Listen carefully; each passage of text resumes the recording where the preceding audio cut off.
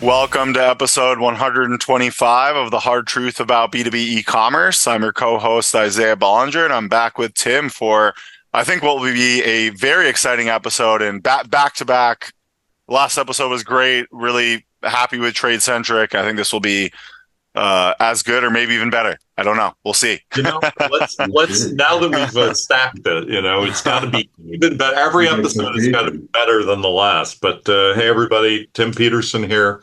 I want to give a couple shout outs once again. I'm always talking with people and getting messages about the podcast, and just want to say hi to Steve August. I think it's great that he's listening. Sal Conca again, Pat O'Grady, and I want to give another shout out to Betsy Emery Martin and David Navarro and Nasir Rashid. These folks are all listening to the podcast as regularly as they can. I hear from them. I'm very happy to get all that support. And, listeners, just reach out anytime. You can find me on LinkedIn very easily. I'd be happy to give you a shout out as well. Thank you. Now I just want to pause for a moment to insert our sponsor mentions, and I'm going to throw it back to Isaiah to introduce our guest. Balance is a B2B e-commerce payment solution that works well for you and for your buyers. It offers a seamless one-click checkout for almost any payment method, including ACH, wire, checks, cards, even terms.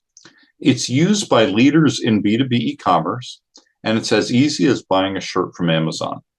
Check them out at getbalance.com. Book a session and tell them what your needs are. They are the first dedicated payment platform for B2B e-commerce, 100% tailored to your needs. Thanks again to our sponsor, Balance. Isaiah, who do we have today? Yeah, I'm very excited to introduce Jay Schneider, founder and operator of B2B Squared.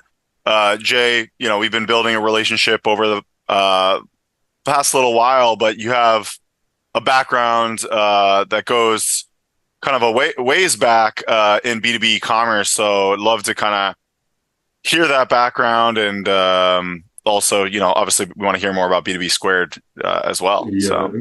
A grizzled veteran, as it were. Actually, I spent the first part of my career I spent in B2B media. So I've been in this B2B space for just a long time. Actually, since I think it was 18 years old when I first got into B2B media. So I was spent a few years in that space, and actually was happy to get out of media at the time because this internet thing was really confusing a lot of folks in that space, and just happened to hook on with an agency that did B2B e-commerce and content, and having come from media, the content side was something that I'd been very close to, obviously, already, and adding the e-commerce to it was just something that was a great fit. So I jumped right in and just really have enjoyed spending the last 12 plus years or whatever it's been in this B2B e-commerce space, and seeing it grow from sort of concept to the booming business that it is today. Even though obviously we got a long ways to go. So a lot of adoption issues, which we'll come back to, but I want to hear what was like the first aha moment, or maybe in that very beginning journey, where like, hey, there's something here. Or where can you talk about a little bit about that early stage? So I was very fortunate when I was in the media space. I was in in B2B media, you are oftentimes in different markets, so I was in photography, I was in graphics, I was in commercial woodworking, I was in you become very adaptable quickly and try to figure out like what are the important things in each market when you get there. But as part of my time in B2B media, I actually was involved in a couple of markets, print and also photography, that both went through digital disruption, right? So in print, there used to be these things called films, right? There used to be pre-press, right? You would have these things that you would look at and then burn a plate so that you could actually print something. Well, that's gone now. And then obviously in photography, many of us still remember film and things like that. Obviously, Yeah. film went to digital as well. So I think the aha moment for me was, as this B2B e-commerce thing is kind of getting some legs. I remember Andy Hoare's report about, death of a B2B salesman. And I think that was kind of an aha moment for me to realize that the digital disruption I had seen in other places was really about to occur in this B2B space when it comes to the transactions. So Makes sense. So let me ask you a question a little bit more about that early B2B media piece. So was it all like traditional media, everything traditional media, or were you doing some digital media before you yeah, did the digital yeah. commerce? So it was sort of magazines and trade shows, and then moved into online communities and websites and online buyers guides and things like that. So yeah, we were making the transition in media as well. But it was still an industry in a lot of change. It still is, I think, today. But yeah, I was happy to get into to the e-commerce side of things. It was just good having the content background from media. So When did you get into e-commerce specifically? Just put a year on it for our yeah, listeners. I think it was 2011 or 2012. I think it was.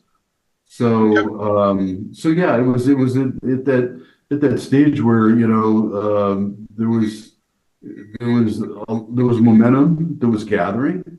People were starting to talk about it. Granger had obviously been doing it for a while. You had some people that were showing a path for success, and really it was about getting the rest of the market to kind of understand not only that this was viable, but more importantly how to make it work. So Yeah, it's funny. I started almost the exact same time and kind of fell into B2B commerce. And I remember like distributors would laugh at me when we're like, "Oh, I think you can do 1 million plus online," and right, that was like crazy to them. And now it's like 1 million online is like nothing right, relative to right, where, they should be yeah, doing 10, 20, 30, 50 million online or even more depending right, on their scale.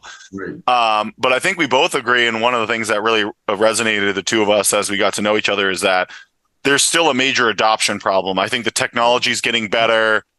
Magento, Adobe Commerce, B2B editions matured. BigCommerce B2B edition is maturing. Shopify B2B is maturing. It's still early right, stage, but I think the tools are becoming more accessible. It's still not like super easy, right? ERP integration is hard and there's right. technical challenges, but I think the bigger challenge is this cultural adoption, almost the death of a salesman concept of what do you do with your sales reps? How do you Right. repurpose them around e-commerce? And can you speak about like what got you? Because I know that's a big part of your focus. What made Mhm. you go, hey, this is where I need to put my attention, and maybe less Yeah. on the technical side, because obviously that's a big piece too. Yeah, so in media, I spent a lot of time in email marketing. When I was building brands and new publications and marketing conferences and trade shows and all sorts of things. So spent a ton of time in email marketing. Really, at a time when it was in a lot of senses still, like prior to canned spam laws and things like that. So I've been with that side of it for a while. And when I got into B2B e-commerce, the agency that I worked for, I've worked for a number of different agencies, and most of the time, the majority of the clients that I worked with have all been B2B, but I've had a number of B2C customers as well.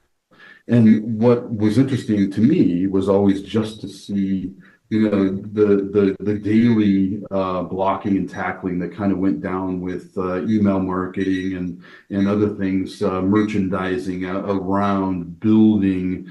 In B2C, it's like it's tough, right? I mean, you've got to get people to your site, you've got to convert them, and if that's where things stopped, most of them wouldn't make it very long at all.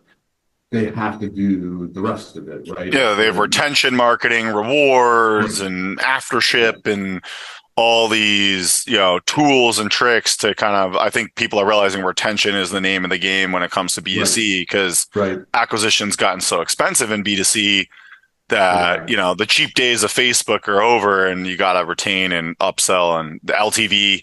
I think it's all LTV now for direct consumer, right? Absolutely. And ironically, what continues to be one of the greatest, the best returns in terms of investment is still email marketing. It's email. I mean, I would argue email, if you do it well, whether it's B2B or B2C, is probably the highest potential ROI marketing, is email. And the argument is that some of the open rates we have on the B2B side, conversion rates and stuff like that, like they would make some of the B2C guys really envious, right? Because in B2B, oftentimes you're dealing with, customers that have been around, 5, 10, 15, 20 years. They've been doing business with you. So they trust you. They're already repeat returning customers. So I call it's not retention marketing anymore. It's cultivation, right? It's customer cultivation, right? Because now we have the opportunity to take customers who have bought a certain, number or type of SKUs with us in the past and be able to offer them more opportunities to buy other things, and to potentially even serve them better, by serving information. Maybe it's purchasing information that for products that are going to replenish, or that they consumables, whatever it is. So it just gives us the opportunity now to cultivate those customers even better. Yeah, what I would add to that too, because I think this is a topic we circle from a lot of different angles depending who we're talking to. But it's a lot of what people do now that works best is community related, right? You either you have a community and you're servicing it in new and different ways, or you're building a community, or the content is coming from the community or going to the community. Yeah. So it's like you're using content and commerce are coming at different angles. But it's all about community because, in B2B specifically, you're selling a very specific thing, a product or a service or a series of those things to a community of people who want to hear about it. I always give an example of a guy who I've worked with who's in the sprinkler system space, right? It's so specific. I mean, it's not plumbing, it's not this, it's not that, it's sprinklers, And so that community is very, very tight. They know all the manufacturers very well. They know every single person by name. So if you feed into that, you're going to do well. If you don't feed into that and you don't understand, you're not going to do well. Well, and it's a great analogy because if you are a distributor and you have an e-commerce site and you think about your customer base as the community, right? What is it that you need to do with communities? Communities are all about engagement, right?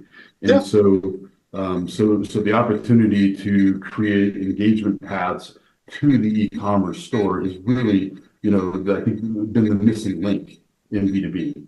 And obviously, we've developed a tool, Flywheel B2B, to kind of solve that problem. But I think at the end of the day, when I go back to, kind of my roots in e-commerce, it was always the goal of mine to figure out a way to adapt what the retention marketing model was on the B2C side for B2B and turned it into more of a cultivation model. So, do you still feel like culture is holding these companies back? They're still like, do you think the narrative has shifted that they're like, oh, we want to do this and they need help?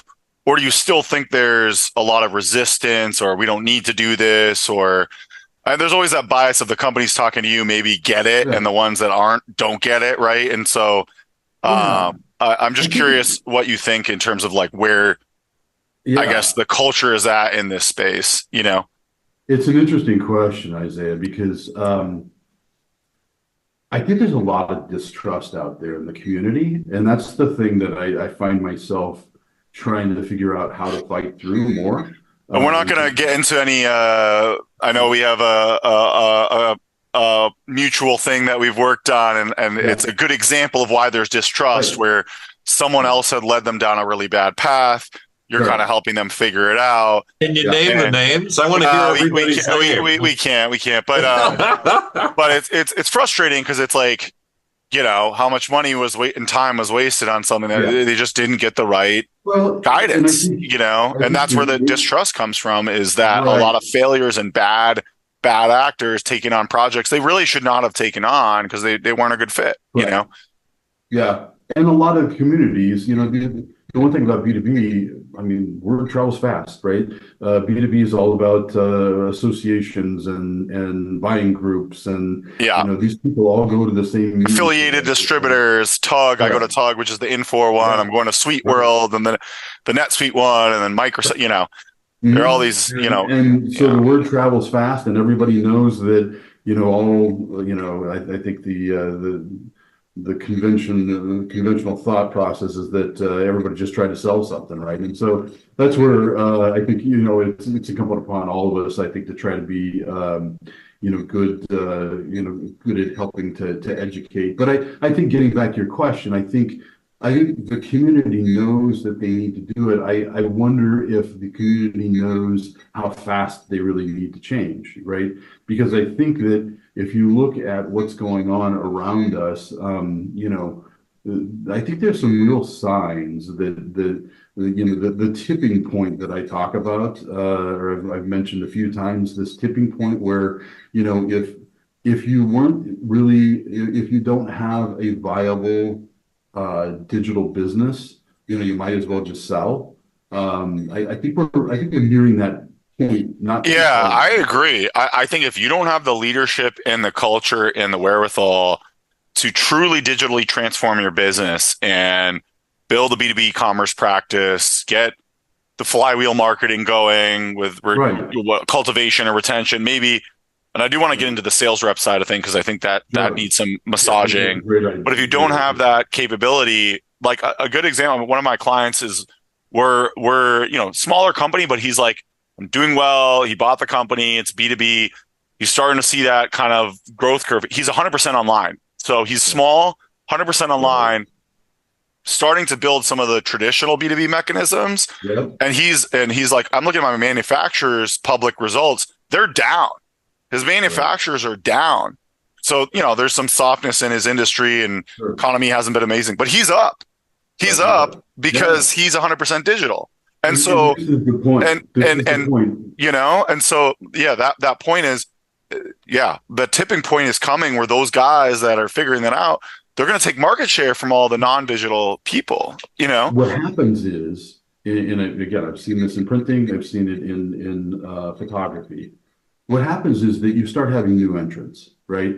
So there are barriers of entry that exist in any market, right? And so, distribution is a great example, right? I think distribution is at a very interesting tipping point. Yeah, I totally I agree. Yeah. I completely But the agree. barriers of entry in the past have been, well, I can't compete with that distributor. They have 10 different locations, and they have, 30 different trucks, now if you were getting into distribution, how would you do it? Would you build a brick and mortar business? No. You would build an online only business. You would drop ship, and you'd have a ton of SKUs on the site. You'd have great product content. You'd have SEO value. You'd have all those things. And I'd probably even find some 3PLs or some third-party 3PLs, Right. like that, have a distributed warehouse network, or Amazon fulfilled by. You could probably rent. You could probably rent the distributor network, or the warehouse There's a whole industry network. built on that. Yeah, exactly. Right? So you could rent the logistics capabilities without having to buy the infrastructure, Yeah. right? You And would so, use your tools. Yeah, you would use your tools and you would lead digital. And so what's I think interesting about the whole discussion is a couple of things. Number one, digital disruption is like it's total, right? It doesn't, very rarely does it leave pieces. Like when I look at printing, I look at photography. I mean, who uses film anymore, right? Like nobody. so the only way we use film is like from a nostalgia on like a wedding or something. Exactly. We'll have Right. like the flash, you buy those Correct. throwaway cameras but Yeah. those are like gimmicky things that, there's barely a Correct. market there, It's the total niche now, whereas digital is obviously. Yeah, you can't build a business around that. So I Correct. think were you the one that told me the Kodak story? Were you the one that? Yeah. Yeah. Do you mind? I think that's The Kodak story is a great one. So in 2000, I had a trade show that I was launching for professional digital photographers. So it was the only trade show that was basically designed to help traditional photographers get into digital. We had a conference, a 3-day conference. It was great. But I had this, Kodak was, obviously one of the big brands in the market, and so I walked into the Photo Marketing Association event that spring, and I went into Kodak's booth. And I was, they're pitching one of their directors. It was, this is somebody who was, I don't think he was a vice president level, but somebody who was definitely very, pretty high up in their digital side of things, commercial digital, not consumer. And he looked at me as he was showing me one of the new cameras they were launching and stuff. He said, "Well, it's not as good as film. It'll never be as good as film." And I stopped and I thought to myself, "You got to be kidding me." So I walked out of the booth and I looked down the row and I saw Olympus, I saw Nikon, I saw these other guys. And I thought, you know what? I'm going over there because these guys, there's no way that they're going to be able to support that mindset if that's really what they think. And sure enough, fast forward, they had done, there's a Harvard Business Report on this too, actually. They had done research in like the early 90s that said they had, 10, 12 years, whatever it was. And so they knew exactly what was going to happen. But they didn't change. Because they didn't change, and because they were so dependent on film, which was a 30 to 35% margin business for them, today, my kids don't even know who Kodak is. Yeah, yeah. That is really funny when you think about it. No, I lived through this from different angles, and I actually still own a Kodak digital camera, by the way. I own a Kodak digital. That's the original, right? Is that like a novelty item that you can sell in 20 years? You'll be able to sell it for I used to have a collectibles business, so I saved it to sell. Yeah. It's original packaging and all that, but I bought that. I was coming out of the film era, and I'm a photographer. I did a lot of photography. I won photography awards and stuff like that. And I came out of that era, and I was like, I want to embrace digital. And it really wasn't as great at first. I want to just underline that. It wasn't as great. It really wasn't. Yeah. It did greatly improve very quickly. And Kodak could have been the people behind that, but they weren't. I ended up buying a Sony digital camera as my first one after the Kodak, because it was better. And then everybody else got better. And the iPhone. If you look at the technology, if you look at the patents, almost all of the key patents around digital photography technology it's all Kodak engineers. Yeah, they did it. Yeah. They were the ones. And they literally invented digital photography, and yet they're in no position to take advantage of it. Yeah, it's like Xerox. Didn't the whole famous thing where Steve Jobs didn't steal it, but he saw the idea for the GUI, and then he's like, "I'm just going to make it myself." And then, Xerox had technically invented it. Well, yeah, and this is like a lot of old classic stuff that's really funny. But my husband's a professor. He went to Stanford for his PhD. Xerox PARC is actually Palo Alto Research Center, right? Sure. That's where a lot of the initial research on the internet and a lot of, microcomputing and all this kind of stuff happened, where the mouse was invented by Xerox, right? By all of these people. So, and we had tons and tons and tons of stories like this. So it's always a question of like, who recognizes it, who's willing to take the chance, who's willing to invest, all that kind of stuff. Because every single moment in time, people are creating great things, but a lot of people just don't jump on the bandwagon. They just don't figure that out. This story and the point that I think we're trying to make, and I want to hear more about this, Jay, is like, there is going to be a tipping point, and we might be there now. It's like, you never really know, right? Because we're past the tipping point. I'm not even going to. Tim says we're past it. I'm a little jaded where I've seen, I don't think we're past it yet. We're past it. I think we're close. We're either there, whether we agree it's either happened, we're there now, or it's coming. But I'll give you a quick example and see if you guys agree with this. I was speaking with people recently about who they were hiring in a B2B company. It's a big B2B company, but who they were hiring for sales. And they said, well, we're really hiring people who are digitally native, digitally savvy, content, focused, LinkedIn influencers. Yeah. That's who they're hiring for sales right now. They're not hiring like, the old image of whatever it was, the sales guy. Well, that's not who they're hiring anymore. The point I want to make, and I think that you're making, is like, that mindset, if it's not there, you're like, oh, Kodak's dead. You saw it before they actually died, right? And do you think that if you're just, let's use distributors as I think is probably the best example, because classic B2B company, huge market, it's kind of underground legacy market, operates very old school. If you have the mindset that e-commerce doesn't really matter right now today, do you think they're kind of dead? Like, do you think that if that's your mindset, you're dead in the water? Like, what is the tipping point of like, they need maybe the right mindset, but they also have, it's not just mindset and execution. Right. What are the combinations of things that they need to not be dead in the water, I guess? Like, what I mean? You know what I'm saying? I think it starts with mindset, right? Yeah. Because at the end of the day, and when we deal with this a lot, when we're, working with customers and stuff like that, like, this is about change management, right? Yeah. It's about knowing that somewhere in a meeting, somewhere that you as a CEO have nothing to do with, they're talking about digital, right? How they're gonna make something better or accommodate the digital side. And so I think one of the things to me that I look at in all of this is that when in these other spaces where digital disruption happened, I mean, it's almost total. Right. And so when we bring this back home and we look at the transaction in B2B e-commerce or B2B, the B2B transaction, if you will, I think we're heading to a place where the majority of those transactions are going to be done digitally. Now maybe punch out's going to be part of that. Obviously there's connected commerce. I mean, this is our previous podcast, which isn't published, but it'll be published before this. We had Trade Centric on, and they're pushing connected commerce, which is exactly what you're talking about, which is punch out and digital.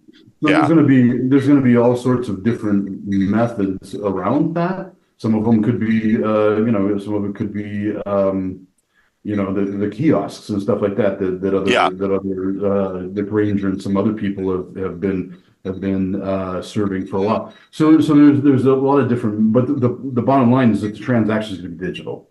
Yes. And that's where we're heading. And if you don't have the mindset that's where we're going to be right now, I'd say you're going to be, you could potentially be in the crosshairs. And I think unfortunately, there are two categories, I think, of B2B folks that are probably most likely in that space. Distributors, obviously, that's one area I think that they need to get better at. They need to understand that the majority of transactions are going to be digital. If you're at 5%, 10% of your revenue is in digital right now, you got a lot of work to do, right? And the other I think the other vulnerable entity is going to be manufacturers who aren't supporting their channels digitally well enough. Yeah. Because eventually what ends up happening is you're defined by your channel as a manufacturer, right? And so all of the, if the channel partners who are more digitally focused are choosing other lines because they're supported better digitally. Yeah, they don't have APIs. A lot of these guys won't provide real-time access to inventory, and it's awful. Yeah. So as a manufacturer, if that's who you are, eventually you become a victim of it, right? Yeah. And so because someone else will develop an API or use Salsify or digitize these operations for their channel partners. Or they're just your competitor is now partners with the best channel partners, and you're not. Those people, it's about shelf space, right? So at the end of the day, it's really not that difficult, or it's not that different than retail, in that it's about what are people going to put on the shelf, what are people going to stock, what are people going to put in the store, promote in the store, all that stuff. And so I think that's another category of B2B companies that could. I think that makes a lot of sense, is that because you're making it too hard for your channel partners to digitize their operations, and then you're kind of like disrupting you're hurting their downstream capabilities. And everybody has competitors, right? So they just become they become closer with your competitors because they get what they need digitally.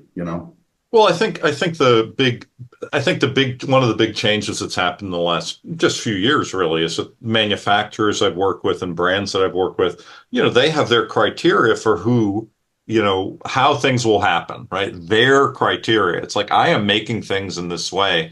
Here's my criteria if you want to work with me. And the criteria is you got to be digital. You got to do X, Y, and Z. I mean, there are so many customized apps today for clients and customers and distributor networks and whatever. And that makes perfect sense. That's the way that they want it to be. So if I'm a manufacturer today, I'm not going to work with somebody who's not digital. I'm just not going to. Right. Yeah. And, I'm working in a number of businesses with people right now where that's the rule. Right. So I think that that's really the shift as well. It is the mindset, as you said, and it doesn't have to be 51% or more of sales for somebody to just say, I have to do this, right? I have to, because I'm not going to be able to work with people. I think the mindset is not enough, right? I mean, mindset is one part, right? I think that's one part. My mindset is the first part, right? Without the mindset, there's nothing, right? If you're not going to, the intention is there. And I think the intention needs to start from the top. So a lot of times the mindset's there from a director, but he's just running into roadblocks from, executives. So he, really does need to start at the top. But I do think that some of these executives, they want to do it, but they have no expertise. They hire the wrong people. And so there is going to be a execution component of you got to do this well, because just because you want to do it doesn't mean you're going to do it well. Well, and I think this is where, like the adoption discussion, I think comes as one of the primary drivers, I think, to me, because just because you spend the time and the money to implement an e-commerce solution does not mean that your customers have to use it. And in fact, you can spend all the time and money you want. Your customers are still disconnected from your e-commerce platform, right? They're connected to your organization in other ways already, right? Email, sales rep, customer service, whatever it is, right? So you launch a brand new fancy e-commerce platform, your customers are still disconnected. So what you have to do is break that down, right? Your customer is intimately familiar with the friction associated with picking up the phone and calling customer service or inside sales. They're intimately familiar with how long it takes them to send an email. What they don't know is how long it's going to take to go to your site, search for what they're looking for, and then find it, add it to the cart, check out, and make sure that it gets delivered on time, right? Those are the things they don't know. And then if they don't get the right payment terms, pricing, inventory, those are also friction points, because if that's not accurate, then why wouldn't you just pick up the phone? Or why would I pay credit card when I can get net 30 or net 60 on the phone? So figuring out ways to break that down and reducing that friction for them And that's why with Flywheel B2B, we have what we call revenue workflows, right? We build workflows to reduce that friction, right? So we're creating a linear path from the customer into the store, right? With things that they're planning to do anyway, products that they've purchased before, things that need to be replenished, or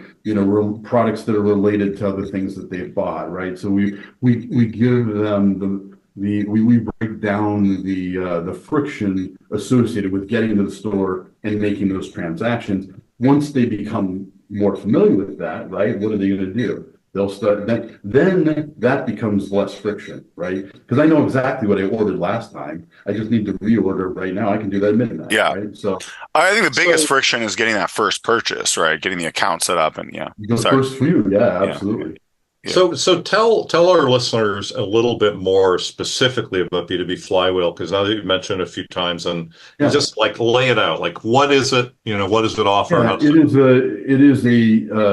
it is an email platform, or primarily an email platform, that allows us to build workflows for whatever it is.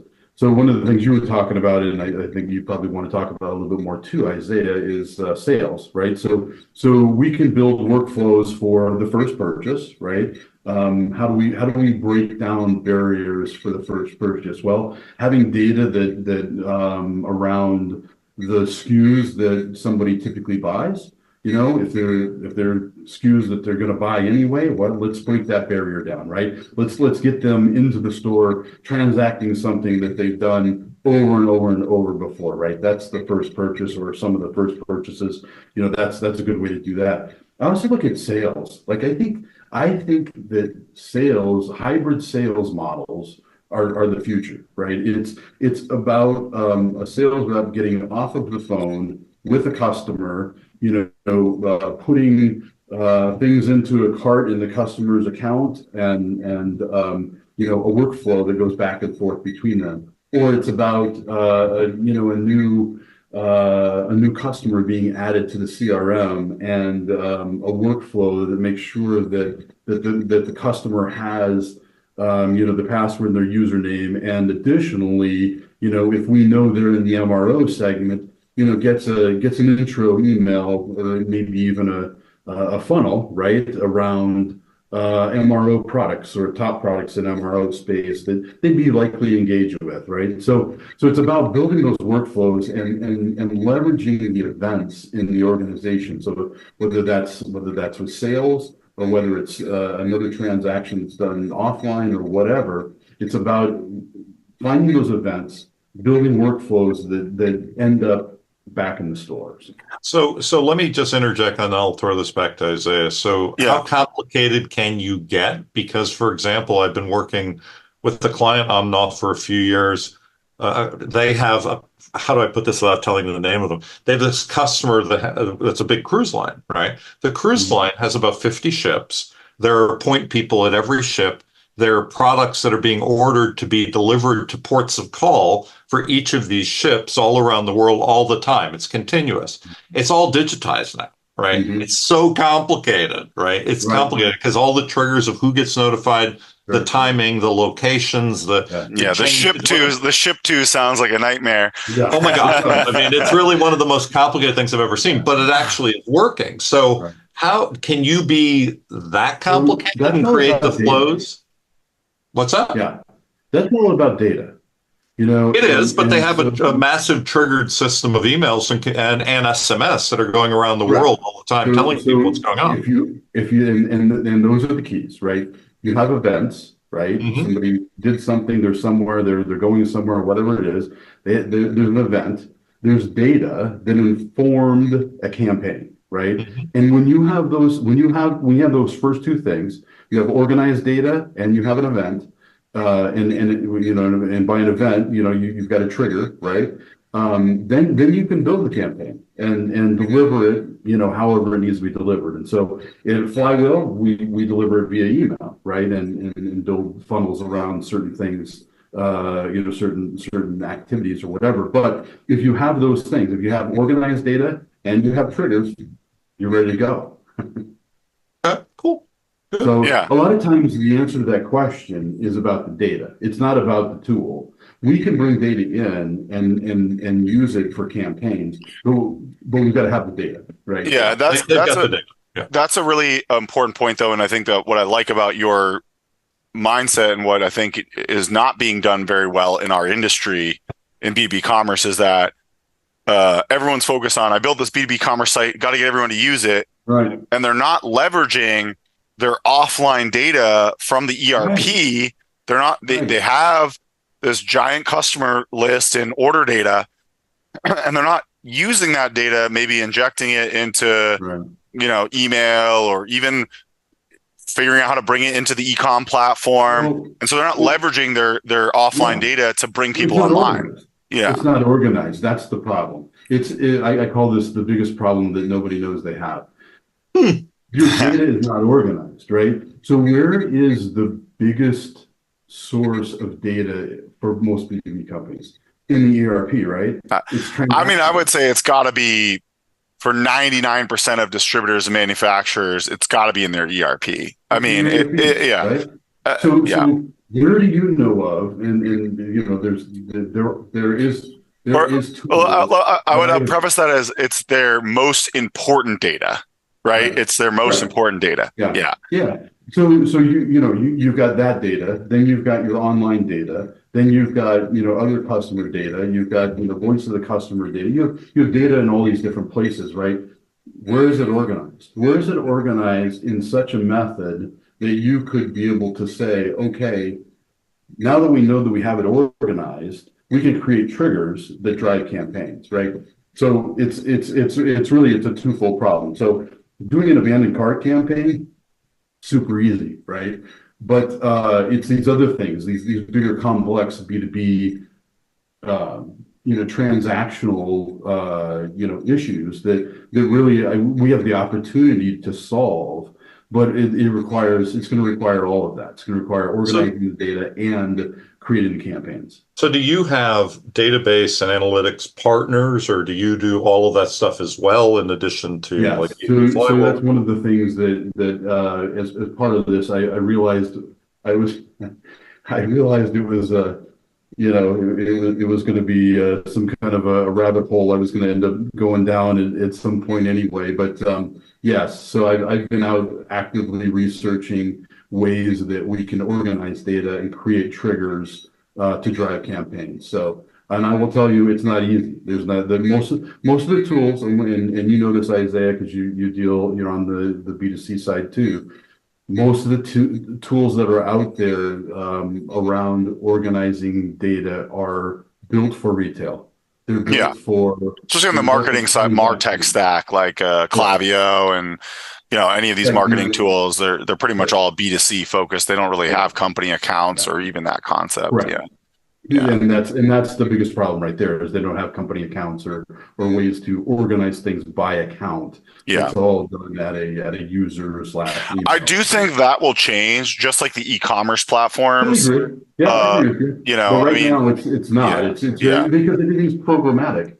Everything's very programmatic in retail, right? Well, I think they will be forced to adapt because now that Shopify has B2B accounts, BigCommerce has B2B accounts, Magento has B2B accounts. The MarTech platforms that are built on these things will realize, oh crap, I got to support those features, and they will have to come up with a solution for that. Yeah, I agree with you. I think you're right. I think they're but it might take 5 years. I mean, it might take because I think most of those guys right now are eating pretty well off of the retail space. They are, yeah, and they'll let other people deal with that problem or customize it. And it's not just about having accounts. It's about understanding what that means, right? Having an account as having. Let's be specific. You have company accounts and you have user accounts, right? So having a company account, just adding that feature, is one thing, but being able to understand that underneath that you have multiple users, you have multiple roles, you have multiple objectives for each of those roles, right? That's the nuance of B2B that will take some time for a lot of these Well, guys. the roll up, I mean, in the example I was giving you about the cruise ships, that's just one client of this particular giant multi-billion dollar company. And I think there are probably 400, people who fall under this tree that are that one client, right? Yeah. I mean, because it's like 50 cruise ships, it's like who's And approving? you have clients like that. You might have some clients like that want that. And then you have some clients that maybe have only 10 users, right? And so you have these varying degrees of complexity, and that's also hard to manage because you might not want to treat them all the same, right? Because they're just different, So, but I also think that I mean you're absolutely right about the retail piece and data, how that works. I used to had a business intelligence for a CPG player and worked on a lot of different data situations, and they had manufacturing, and then they had the warehousing, and then they had the customer call centers that they owned at that time. They had catalogs that they owned. They had sites. Oh my God, it was just mind-boggling. But the manufacturing piece also has done quite well with data, except that the retail piece and the manufacturing piece never really played nice together. And so, the room has always been for players to kind of fill in all the blanks and to connect and to all of this other stuff, right? So, I was a retailer too. So I feel like retail is great. Manufacturing was often great, but then it was like everybody else that had to figure out what to do in B2B e-commerce world to digitize and connect, Yeah. And it's just more complex. You've got channel partners, you've got all these other, entities, stakeholders in your brand as a B2B. I think also. Oh, go ahead. I'll finish later. Don't worry about it. Yeah, I mean I think just the summary is it's just complex, right? And I think that a lot of these B2B organizations, they need a lot of consulting. They need to talk to a Tim, a Jay, Isaiah, and I think a lot of them they're going out and they're like, oh, let's just go get a proposal and we'll go get a vendor, and they're rushing into these these projects and these things without really doing proper due diligence and consulting on where they should actually start and how to actually build this program that's going to be effective. And, we were joking internally because we've lost some deals where like competitors were throwing out proposals after one meeting, or with, it was clear that there was not enough detail in what the clients were giving us to even get an accurate proposal. And then they're going with some of these, off the cuff proposals. And I think that B2B, that's a very dangerous route for these B2B organizations that have, it's not B2C. It's not just throwing up a simple Shopify site, Yeah. I mean, and the only thing I was going to add is that in addition to it being complicated, there's also a tendency to overcomplicate. True. Right? I mean, that happens over and over and over again. I'm like, why are you trying to do it in these 24 ways? It's like, But some of the genius of the consulting that we need to do is helping them figure out the right amount of simplification in their business, right? It's like they can't go straight to B2C simplification, but there's maybe some middle ground where a little bit more like B2C, but we still do some of the B2B. And that's where the consulting comes in and figuring out that balance is not actually that easy. Yeah, I mean, I often look at it like it's the path, right? Like everybody has a tendency, like they B2B companies in general can look out into the future and say, this is what I want to be, right? But the problem is that the steps to get there are not, there's no book for that, right? There's no step-by-step plan for that, depending on how your business. Especially if you have like a legacy ERP and you have all these legacy systems, and there's no roadmap you can just steal from someone else for that because it's so, And I look at product data as a prime example of this, or kind of a symptom, if you will. So, like, I went to I won't say what meeting it was. I spoke at an event in February, and I hadn't been to that meeting for I think it'd been 5 or 6 years, but it felt like Groundhog Day. We were talking about the exact same product data issues that we were talking about 6 years before, and it should not be. Like, there are tools these days to make this easier. There are a number of places where you can get fairly good data. Find a way to get started. Make sure that you have, that your pricing's accurate, that you've got good product descriptions, images for all your products. The simple stuff. Get the simple stuff down, and don't worry about the complex stuff. I see people Yeah. a lot of times they want to do a taxonomy exercise and they want to boil the ocean. No, get the products Yeah, you out. don't even have images for all your products, and you're trying to do some sophisticated, Right. taxonomy exercise. Like just get your images to, Yeah. a decent place. Or I think to your point, it's like they see like, if you're familiar with like Parts Town, it's a great site. It's a Yeah. great B2B site. Like Sure. they see Parts Town or whatever, Supply House, some of these pretty good guys that have been doing it for decades. They're way Right. ahead of the curve in B2B, and they're like, I want Parts Town. And it's like, Yeah. you don't understand that those companies went through, they figured out data, and they've gone through so many layers of evolution to get to that point. You can't just go from this legacy company to Parts Town with one project or hiring an agency and all of a sudden you're Parts Town. Like it just, Yeah. that's where I think, you know what I mean? Do you get where I'm going with that? Because I see that all the time where they're like, I look at it this way. It's like what do digital leaders know that everybody else is still trying to figure out, right? Like let's look at Granger. How much money has Granger wasted in e-commerce, right? Things that they've spent money on that didn't, that they ended up redoing. Probably millions. I mean, maybe it could be even hundreds of millions at this point, Exactly. Yeah.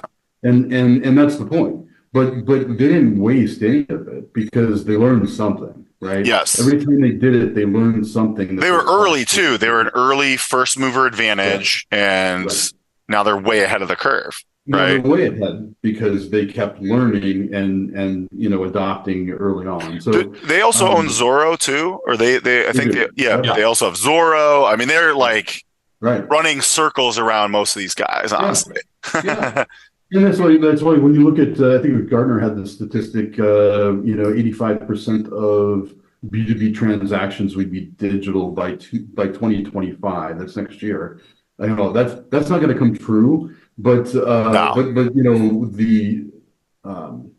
premise is right, and that is that the majority of transactions are going to be digital. If you're something like MSC or Granger or something like that, you're feeling pretty good about life probably. Right?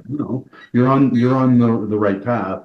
I think for the rest of for a lot of other folks in the B2B space, like just do the math on where you are, what sort of annual growth rate do you have to get to 65% in 5 years? I mean, we've talked about a lot of these folks before, and we've had MSC as guests. We've had a number of people from major companies as guests. We still need Granger, by the way. So someone get us Granger. But I know I've worked with a lot of these people, and I've known them for years. I've had a long career. I mean, I was in MSC's offices when they were primarily a catalog business. Their offices are very close to where I live. I consulted for them. They were primarily catalog. Then they took the leap sort of early into online, and they're like, we'll figure this all out. But they keep going, right? I mean, I've been to Supply House's offices as well. I know those guys, right? So Supply House, same thing, right? It's like, what are we talking about this quarter or this year or the next 3 years that we should continue to work on? It's not going to happen tomorrow afternoon, but let's work on it this quarter or let's work on it this year. Talking about that tipping point, what's scary to me that these, let's say people that are behind don't realize is like MSC is like, I think it was MSC. They're like, they have like a merchandiser just for like one category, right? Like they have like people optimizing product data and the listings and the search results just for like one line of business. And then, you talk to a $150 million distributor, they can't even get a guy to be in charge of all of e-commerce. They don't realize that includes product data. That includes the integration. They're trying to have one guy do everything. Yeah. And it's like these other companies have one guy just doing like one little piece of what you're trying to do. And it's like, takes time, but it's like what you said, Jay, you got to start somewhere, right? You just start. If people aren't starting, especially the listeners to this podcast, if you haven't started, oh my God, I'm going to come over to your house and I'm going to have a talk with I mean, you said You gotta Groundhog Day. start. I was at Tug, and it was my sixth, seventh year at Tug or whatever. And I've still talked to some distributors I had met at the first time I went that still do not have e-commerce, and they don't have a plan for it.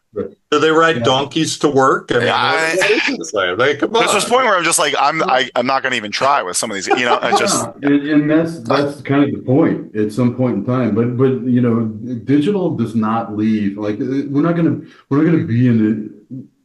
to be looking back 10 years from now and say, you know what, digital's still only about 25 or 30% of the market. You know what I mean? Like it's not going to be like that. It's not going to be like e-commerce is, you know, the transactions are going to be digital. Does that mean, and I think people have this tendency to be real binary about this. Well, then service goes away. Well, then no, it doesn't. It doesn't. Those things are still, you know, the things that are valuable in your relationships with customers today are still valuable. What we need to get to as an industry, and there was a couple of social media posts that I kind of started and you know played around with a little bit, but we need to get to a point where we realize that the digital transaction is more valuable than the offline transaction, right? Because if we do it right, there's other activities that we can generate off of it, right? Because we learn something and that transaction becomes a trigger potentially for something else, a related product, a replenished product, you know, whatever else it is, right? So the transaction, the value of the data we get is valuable, number one. And number two, like it wasn't man hours, right? There was an efficiency with it as well. So yeah. I think when people start having that mindset that whatever we do as an organization to serve our customers better, we're going to continue to do. I mean, Grainger still has, Grainger still has warehouses, branches all over the country, right? They still have customer service reps. They still have all of those things. But if you listen to them at you know conferences or whatever, their executives they're constantly talking about what they're learning from digital, right? So that they can serve their customers better. Because they're a layer on top of digital, right? They're a customer service layer. I mean, just like any site. I mean, you have chat, you have customer service chat, you can still call. And I think that the layers of customer service generally are self-serve. That fails, then you go to chat. Maybe you struggle with that, and then call. I think what people don't realize is that like calling for customer service is like the last line of defense. The future of customer services. That's like when you try to figure it online, you try to chat, and when everything that if you're under, you know, probably 40 years old, that's how you operate. It's try and do it yourself, chat, then call. Right. And so, and those 40-year-olds will then be 50, and then they'll be 60, and so that's and so I think to your point, the transaction needs to be digitized so then you can support chat and customer service for the edge cases and the things, the layers on top, you know. And that's like the transaction being digital is the key. Yeah, and you know, and also the age thing, I no longer even think about that. I mean, as I put up many times, you know, a lot of people at any age have adopted, you know, basically they're fully digital. I mean, and my 92-year-old aunt is texting me all over social, right? So these things are not, it has nothing to do with age anymore. It did. I completely agree with that. I don't even feel like it has anything to do with age. It has to do with people who are comfortable in whatever situation they're in and don't understand or want to change. That's more it, you know? Yeah. I think at this point, everyone's working on a computer, a phone, you know, I think another important point is like, you're saying like all these orders will become digitized, and people think, oh, B2C is mostly, it is really retail, but actually retail it's going directly into POS. It's a credit card you tap. Right. It is kind of digitized, right? It's straight into POS. Yeah, absolutely. And so I think in B2B, it's like the idea that you have to like manually take this order and then punch it into an ERP is pretty archaic, right? When you think about it. Yeah. I mean, in retail, I was, as a retail manager in the 90s before I flipped over to e-commerce, right? And we were already like reconciling things digitally at the end of every single day. I mean, it wasn't the most sophisticated thing in the world, but it was digital, right? And that was like in the 90s. So it's really amazing to me that it's taken, 25 years. I mean, even in B2C retail, they're still scanning the items. It's digitized, right? Quick scan or self-scan, and then goes into the POS. And there's a digitization of that. And I think B2B just needs to realize that, like, that this is coming probably even harder and faster in B2B because it makes no sense to do these manual processes in the long run. It's such a positive too. I mean, this is the thing too. I mean, I love having these conversations with people, and just going through what we're talking about here. It's like, just don't worry about it. Let's just go. Right. What's interesting to me is like, many folks in B2B are familiar with lean, right? If you're in manufacturing, you're obviously familiar with lean, right? And there are many distributors that actually incorporate some of the same principles. And what's one of the key tenets of lean? And that is there are certain things that the customer is willing to pay you for, and certain things because they have value to the customer, and certain things that the customer doesn't want to pay you for, right? So your manufacturer, shaping and shaping a piece of wood and putting a varnish on it. Those are things that have value, right? As part of a piece of furniture or whatever it is. What the customer doesn't want to pay you for is the steps or time that it takes for somebody to walk across the shop to do that, right? It's the same thing here. Right? What do customers care about? Well, they care about service. They care about making sure that things are delivered on time. They care about solving problems. What they don't care about is the fact that it took your customer service rep 8 minutes to take the email that you sent and put it into the ERP, right? They're not going to pay for that, right? Yeah, exactly. So you're going to have to eat that cost, right? And so. Right.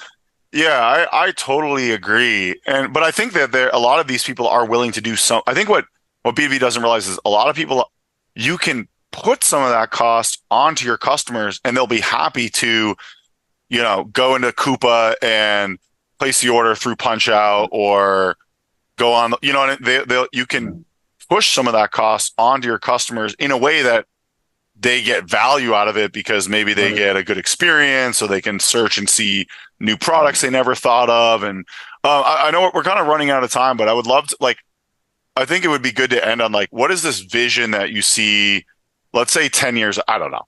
Let's pretend it's 10 years out and the market has, it's that I think you kind of see that up curve where you really have to be almost 100% digitized transactions to compete. Yeah. How do these companies now, customer service is now a layer on top of that? Sales reps are account managers. How should they kind of structure their organization? I know it's hard to predict exactly, but what would you do? I think, and we brought up Granger and some of these other organizations, everything is supported by digital, right? Everything is built around digital. So digital is the core, if it's the e-commerce site or whatever other things go along with digital, right? That's the core, and everything else you build around it. And I think that's what's going to be really interesting to see this tipping point. And in particular, when I look at what Shopify is trying to do in B2B, this even to me further precipitates this tipping point idea because. If you were somebody that had a few bucks in the bank and you wanted to compete with a distributor, all of a sudden you could jump into Shopify and get started. Pretty cheaply, right? Yeah, pretty relatively inexpensively. So that's going to bring new entrants. It's going to bring new, new dynamics of some kind. What are the impacts going to be? I really think when I look at the B2B marketplaces that are out there, largely Largely, I think many of them are not providing what I think is going to be the real value down the road, but I think they'll figure it out. There's Yeah. some that are already starting to. And so, what impact is that going to have on B2B, the marketplace model? So when I see all these things kind of happening, I think that 10 years from now, we'll kind of look back on this time and say, this is the time, this is the critical time. And I think for us as consultants, vendors in this space, I go positive with and say, this is our time to really start talking about the opportunity, right? Because B2B customers want digital, right? They want e-commerce. We know that. They want self-service. It's clear. So now is the time. The technology is stable, right? You're not hearing about situations where this can't be done anymore, right? Now it's about figuring out how do you win and having a plan to go get it. So I think we'll look 10 years from now and the market will be different. I'm not sure how. But it'll be different in some respects, but it'll largely be because technology has enabled new entrants and new types of businesses to impact the overall whole. Yeah. And I think the people will be much more effective because they won't be spending all this time manually punching things into the ERP, and they'll be, your people will have to provide more tangible value and customer service beyond just kind of data entry, right? I think Right. the big thing is that all the data entry kind of manual tasks will be gone probably within 10 years, right? Yeah.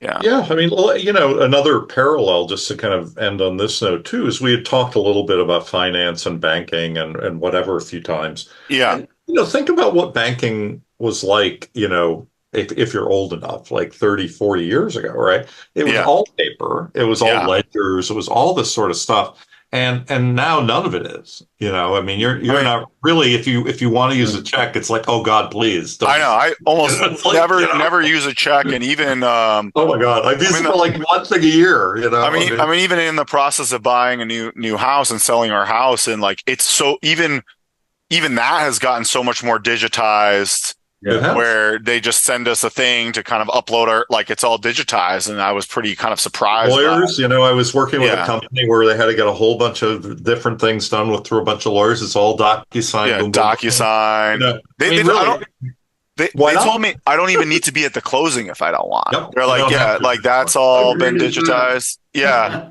I know. I might actually still go just because I like to ask questions. But I think banking is a good example because like we changed banks. Long story short, we ended up going with JP Chase because we basically ruled out all the small players because they didn't have the digital tool. Like we don't want to have to, we needed to make sure it had good APIs, it integrated seamlessly with QuickBooks so we can reconcile. Like we never go to a branch, like almost ever. Like going to a branch is like almost never for us, right? Yeah. And so we had to look at the players that had the digital tools, and unfortunately, it was most of the bigger players.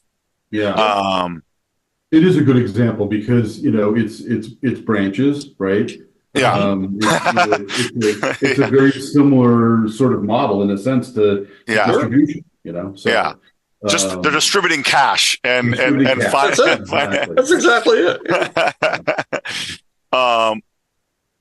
Well, yeah, this was awesome. We'll definitely have to have you back. We need to do a better job of that, by the way, Tim. I think we've had enough episodes. We'll bring you back in 10 years to see if your predictions are true. Yeah, it was really great having you today. It really was. And I think our listeners will appreciate it. I enjoyed the conversation very much. Well, thank you. Thank you so much. Thanks, Jay. Thanks, guys.